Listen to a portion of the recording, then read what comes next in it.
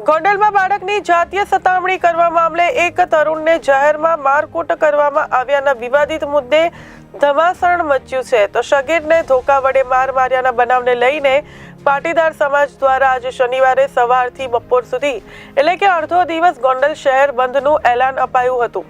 પણ શુક્રવારે મોડી સાંજે એકાએક એ એલાન પરત ખેંચી લેવામાં આવ્યું હતું. તો શુક્રવારે ભાજપના નેતા બોધરા રાડડિયાએ પીડિત તરુણના પરિવારને સાંત્વના આપીને પાટીદાર નેતાઓ સાથે બેઠક કરી મામલો થાળે પાડ્યો હતો.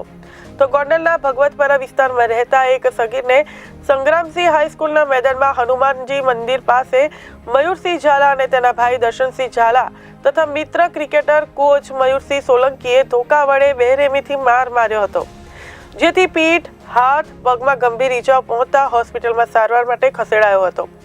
આ વિશે ત્યાં હાજર એક વ્યક્તિએ તેના પિતાને ફોન કરતા સગીરના માતા પિતા તાત્કાલિક ઘટના સ્થળે પહોંચ્યા હતા. ત્યારે પણ સગીરને ક્રૂરતાપૂર્વક લાકડાના ધોકાથી માર મારી રહ્યા હતા.